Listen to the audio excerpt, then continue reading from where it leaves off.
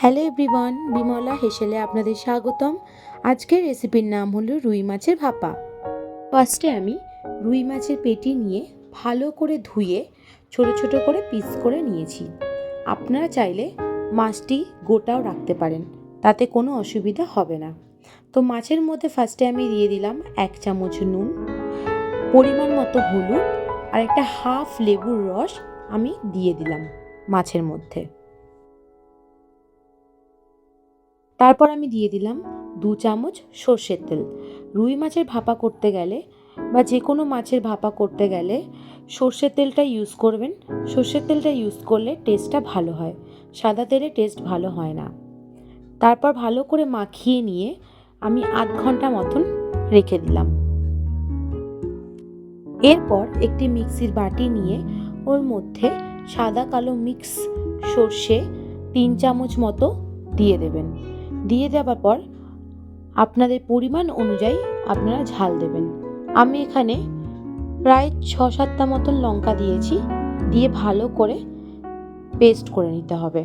রুই মাছের ভাপা তৈরি করতে লাগবে টমেটো 3-4টে, আলু, রসুন একটা গোটা, লঙ্কা 5টা আর ধনেপাতা। আপনারা আলু নাও ইউজ করতে পারেন।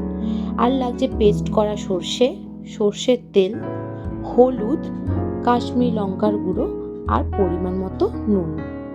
আপনারা আলুটা নাও ইউজ করতে পারেন, আপনারা শুধু রুই মাছের ভাপা করতে পারেন বা বেগুন দিয়েও করতে পারেন। রুই মাছের ভাপা করব, তাই ভাপা করার জন্য আমি এখানে একটি বড় স্টিলের টিফিন কৌটো নিয়ে নিয়েছি। ওই স্টিলের টিফিন কৌটোর মধ্যে আমি 2 চামচ মতো সর্ষের তেল দিয়ে ভালো করে মাখিয়ে নিয়েছি।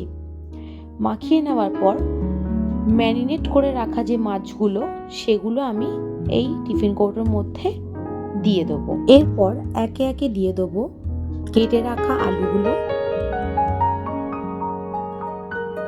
তারপর দেবো কেটে রাখা টমেটো, পরে দিয়ে দেবো একটি গোটা রসুন। রসুন দেওয়ার পর দিয়ে দেবো পরিমাণ মতো লঙ্কা। আমি এখানে 5টা লঙ্কা ইউজ করেছি। তারপরে দিয়ে দেবো ফার্স্টে পেস্ট করে রাখা সর্ষেটা আমরা দিয়ে দেবো। সর্ষেটা দিয়ে দেওয়ার পর একে একে দেব পরিমাণ মতো নুন।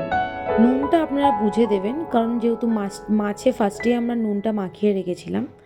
তারপরে দেবো কাশ্মীরি লঙ্কার গুঁড়ো, তারপরে দেবো পরিমাণ মতো হলুদ। কাশ্মীরি লঙ্কা গুঁড়োটা এই কারণেই দেবো, কারণ কাশ্মীরি লঙ্কায় কালারটা ভালো আসে। এরপরে দেবো পরিমাণ মতো তেল। তারপরে যে বাটিটার মধ্যে পেস্টটা ছিল সর্ষের, সেই বাটিটার মধ্যে হালকা একটু জল দিয়ে ভালো করে ধুয়ে টিফিন কৌটোর মধ্যে দিয়ে দিতে হবে। দিয়ে দেওয়ার পর ভালো করে মাখিয়ে নিতে হবে সব কিছু একসাথে। ঠিক এইভাবে আমার মাখানো কমপ্লিট। মাখানো হয়ে যাওয়ার পর ওর মধ্যে ওপর দিয়ে দেবো ধনেপাতা আর একটু কেটে রাখা টমেটো, দিয়ে ওর উপর দিয়ে দেবো 2 চামচ কি 3 চামচ মতো সর্ষের তেল। সব কিছু কমপ্লিট হয়ে যাওয়ার পর টিফিন কৌটোর ঢাকনাটা আটকে দিতে হবে। এরপরে গ্যাসের মধ্যে একটি কড়া বসিয়ে পরিমাণ মতো জল দিয়ে ভালো করে উষ্ণ গরম করে নিতে হবে জলটাকে। জলটা উষ্ণ গরম হয়ে যাওয়ার পর টিফিন কৌটোটা কড়ার মধ্যে বসিয়ে কড়াইয়ের ওপরে ভালো করে চাপা দিয়ে দিতে হবে। একদম লো ফ্লেমে আধ ঘন্টা ধরে ভাপাতে হবে। আধ ঘন্টা হয়ে যাওয়ার পর গ্যাসটাকে ভালো করে বন্ধ করে ওপর দিয়ে চাপাটাকে সরিয়ে আমি টিফিন কৌটোটাকে নামিয়ে নেব। ঢাকনাটাকে খুলে নিলেই আমাদের রেডি রুই মাছের ভাপা। আপনারা দেখতেই পাচ্ছেন কত সুস্বাদু হয়েছে। এরপরে একটি চামচ নিয়ে ভালো করে দেখে নিতে হবে যে মাছগুলো আর আলুগুলো সেদ্ধ হয়েছে কিনা। তো মাছগুলো ভালোভাবেই সেদ্ধ হয়ে গেছে, এখানে দেখতেই পাচ্ছেন কত নরমভাবে সেদ্ধ হয়েছে। তাহলে আমাদের রুই মাছের ভাপা রেডি। এটা গরম গরম ভাতের সাথে পরিবেশন করলে খুবই ভালো লাগবে এই রেসিপিটা। আপনারাও বাড়িতে তৈরি করুন। আর ভিডিওটা ভালো লাগলে please like, comment, share and subscribe করে দেবেন। আর পাশে থাকা বেল আইকনটা প্রেস করে অল অপশানটা ক্লিক করে দেবেন, যাতে আরও ভিডিও ছাড়লে আপনাদের কাছে নোটিফিকেশান যায়। তো টাটা।